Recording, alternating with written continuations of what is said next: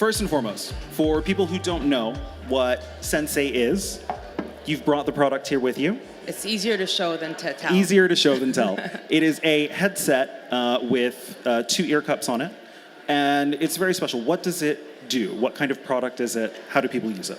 Sure. So Sens.ai is brain training for the regular user to take home. So we've basically taken some of the best technology that's been used for the last 60 years, originally in medical applications, and the last 20 years more for peak performers, so for athletes and for executives. And it's been relatively inaccessible, both from a travel perspective, but also from a cost perspective. And so we've just made it smaller and more accessible for the regular person to use at home and regularly to develop new habits. You know, it's said that necessity is the mother of invention. I would say catastrophe can sometimes be its great-great-grandmother. I know that, you found your way to this treatment modality with a pretty terrifying experience. Yeah, I mean, about 8 years ago, I had a motor vehicle accident, and I got rear-ended, and I ended up having neck surgery. I had a concussion, and I had PTSD from it. So, interestingly, I think the PTSD part was the most impactful to my life, and it was really a matter of not being able to enjoy life anymore. Everything was more of a struggle. I have a son, and he was 6 at the time, and my husband and him were really having to pick up all my slack, right, around the house, and really tippy-toe around me because I was stuck in this fight or flight, hypervigilant state. And so it was this modality, this neurotechnology that I came across that really made an inflection point in my healing that ignited this passion for neurotechnology and making it more accessible. Now, I know that after that you spent some years bringing your experience with neurofeedback into this headset. What did you learn about the way that our brains work in that time, investigating neurofeedback and how to bring it into people's homes? Yeah, well, I mean, the first thing is when I first I had an experience in these various clinics, and the experience was one of reaching non-ordinary states of awareness. So the kind of states that you might be able to reach after decades of meditation, the kind of states where you would go to do deep healing, which is what I needed to do. And I was able to see those brainwaves in like EEG, so like the electroencephalograph, and they were quantified and they were tangible. My educational background is electrical engineering, and so a lot of my background came together and made sense. What I was able to learn was, basically what the brainwaves are.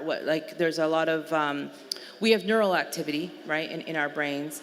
And if we measure that at the scalp level, it's electrical activity that we can see.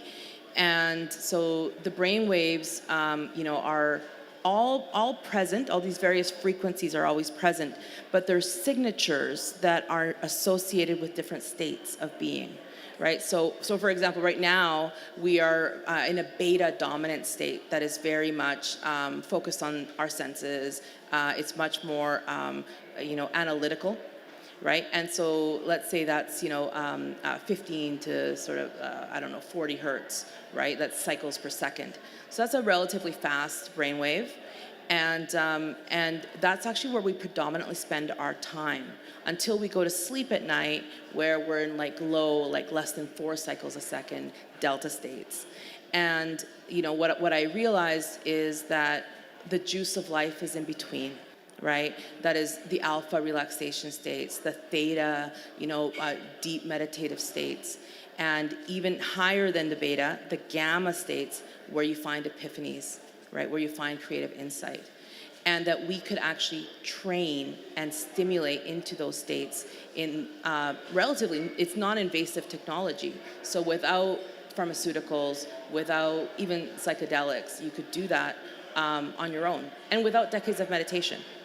And without decades of meditation. So I will say, Sensei, you can try in the wellness room here at House of Robb. I've done it twice now. There are different modes. But one that I have tried and I've actually gotten a lot of impact out of already is the social boost.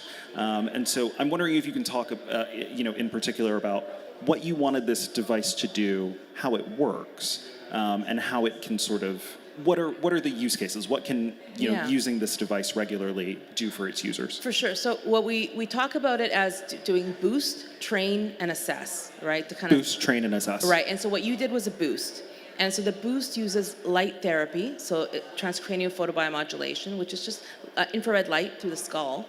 And we can modulate the frequencies of your brain waves doing that. So we can help you shift into a different state. Right? And so the one that you had was 120 hertz or thereabouts, right? Because we personalized the frequency for your brain. And that is a third harmonic of gamma. So gamma is considered 40 hertz or so, and it's about 3 times that, so 120 hertz. So in addition to the social boost, what are the other, how else can you help your brain into a shifted state?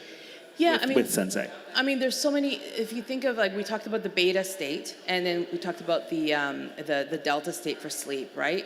And so in the beta state, there's actually a couple of really nice sweet spots that are actually very positive. So there's a low beta, referred to as SMR, and that is a very relaxed attention, and a higher beta is very intense attention. In both cases, training those is a very positive thing for you. That's how you get things done, right? For an entrepreneur, for an executive, right? You need to be able to focus on task, not be distracted. And to do that, you need to be able to train and harness your beta brain waves. If you go too high into that becomes your inner critic. Right? That becomes it could become burnout if you stay and don't know how to shift out of that state for months on end, for example. So other ones that you would want to train would be like alpha brainwaves. Alpha brainwaves are associated with relaxation, right? So we have a chill boost that was also available in the demo, and the chill boost looks at your alpha brainwaves. So let's say it's 8 to 12 hertz, and then we find your particular resonant frequency, and then we tune to that. So a little bit higher or a little bit lower, depending on what we're trying to achieve. And then we keep moving with you throughout.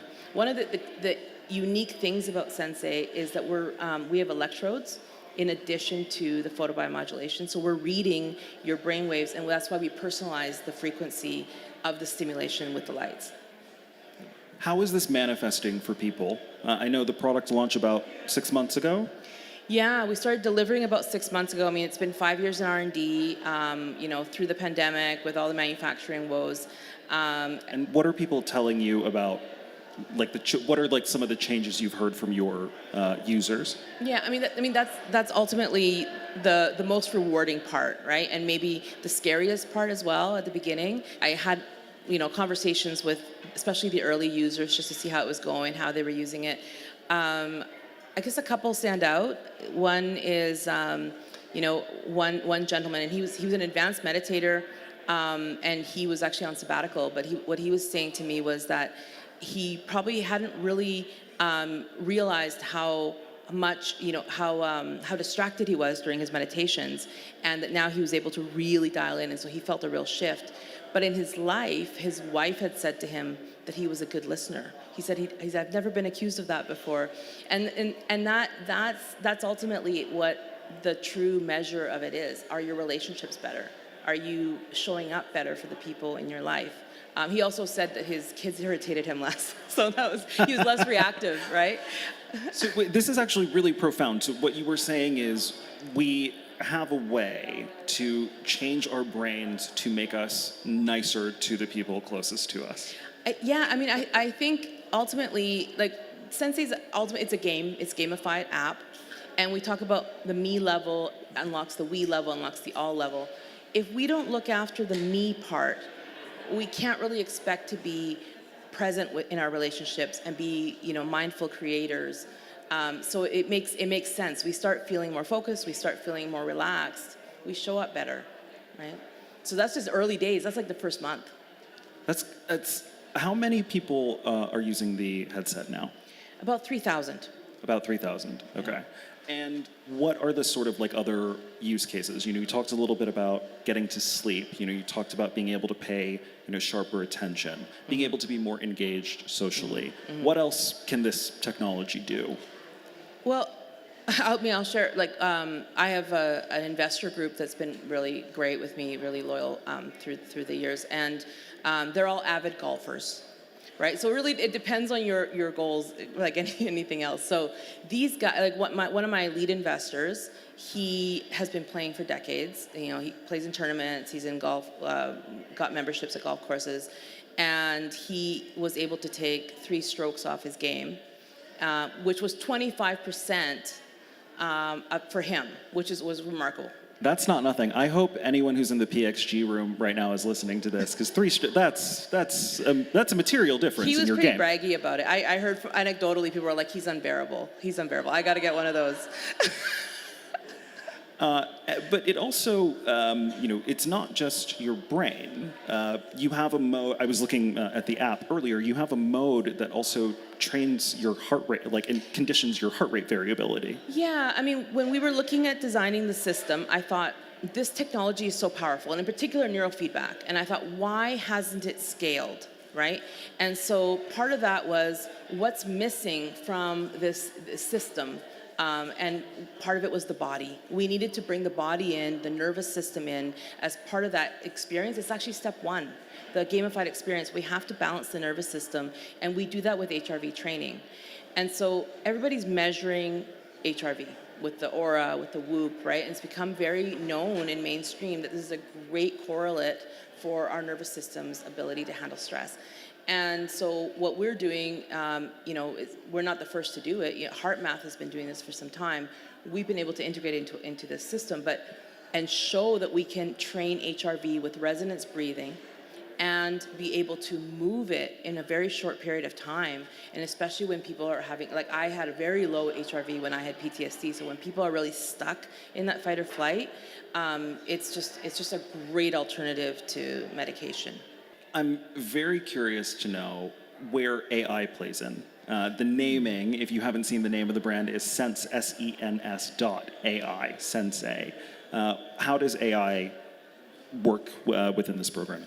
Yeah, I mean, we always had AI in mind, even before all the pop culture mention of LLMs, and it's because we started 5 years ago. But it's about personalization. If you're going to do a system like this and you're going to make it mainstream and go to everyone's home, we had to understand that, first, we don't know everything, right? We're standing on the shoulders of giants without a doubt, and there's been a lot of research done and a lot of clinical work done, but there's a lot to be known, a lot to be learned.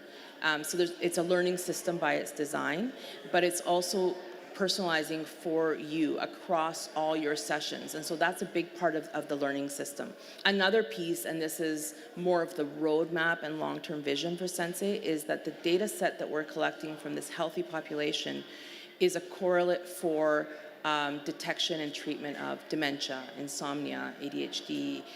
There's quite a number of things that we're collecting biomarkers for, with the help of our very strong science board. That we have a lot of optimism and a lot of great early data showing that we can probably achieve those goals in the medical realm to inform future products. How can people know? We've had some biohackers here. We had Dave Asprey last night, Dr. Dave Rabin, who with Apollo Neuro, who's also in the wellness room. How can people know and trust that this is not electronic snake oil? Yeah, I mean, the placebo effect is real, and Right. It's not a bad thing. But no, I mean, I thought about that in terms of transparency. Right? So for me, even if I go to clinics where they're doing neurotechnology treatments, I find it incredibly unsatisfactory, even just saying, you've improved your gamma brainwave power. It's not meaningful into my life necessarily, right? So for me, it was important to include, and this is, I brought this on stage, to include a lab grade test that is capturing numerically changes in your brain biomarkers. And so we designed that with a neuroscientist, Dr. Tato Sakadze out of Duke, and it's patent pending, et cetera. But it's basically 10-minute test from hours to those 10 minutes, and it's self-guided so it doesn't have to be with a clinician, and you can do it like every month as you progress, and then it's done to 1 millisecond precision. So essentially, you're pushing two buttons here on a test called the flanker test, which is part of an event-related potential standard methodology for lab testing, and we have your headset on, and you're measuring while you're doing the test to 1 millisecond precision your various responses to new information. So what it looks like is, you perceive new information, you classify it, is it important, is it not, and then it's like you make a decision, I'm pushing right button or left button, and these are all, 100 milliseconds, 200 milliseconds, 300 milliseconds, so it's faster than the speed of thought, right? Wow. What are the gains that people have made? Because of course, you're testing maybe when you start using the headset, and then testing again at some regular interval. What are the changes that have come out of that data? Yeah, I mean, it's been actually quite remarkable how quickly the changes have come, but we can move reaction time reliably, like even in a month, we can see like 7.5% increase in reaction time. Same in the P300, which is the speed of thinking, which is something that usually just declines with age. So we can see that that's moving up about 7.5%, rough numbers. And error rates are going down, something around 35%, right? There's another one called inhibition control, similar range, 35% improvement. I'm very excited about those numbers, and more importantly, the people who are, they are reporting that they're sleeping better. They're reporting that their brain fog is decreased, right? And they're less anxious. So we do qualitative testing as well, just like, is this working for you? How is it going? And those numbers are like, 80s, like yes, in the month it's improved, which is amazing. And these are, kind of crazy percentages for people who are already healthy, people who, want to make a not insignificant investment in making their brains better, all tend to already have pretty good brains. Yeah. So, really this speaks to, reaching that next level, getting to that sort of like peak performance territory. Yeah, I think so. I think it resonates right out of the gate with peak performers, so executives, entrepreneurs, because they're measuring those percentages and they see it right away in their work. However, I do feel like in our society right now, we are over-medicated, right? Which is a symptom of general unhappiness. Like, we have a lot of fear-based media, we have a lot of stimulus from our devices, et cetera. I think we all know we're capable of more. I think there's a wisdom in us that is like, I could do better than this, right? Even if we're average at the moment or above average. So really this is about training your brain for the future of like everything, like That's work, right. life, taking 3 swings off your golf game, being nicer to your kids, being nicer to your partner. It's a pretty profound shift to be able to give to people. Yeah, I mean, I think people are more and more interested in non-ordinary waking states, right? I think that's why there's such a surge in interest in psychedelics. People want to go deeper. They want to explore the depths of their subconscious with awareness, with some, with being deliberate, and this allows them to do that in a non-invasive way, right? So ultimately more creative as well, right? Making decisions more from intuition because we're developing those skills. Like, it's actually all very trainable. Paola, thank you so much for sharing this Justin. technology Thank with you us. We very really much. appreciate it. Yeah, you bet.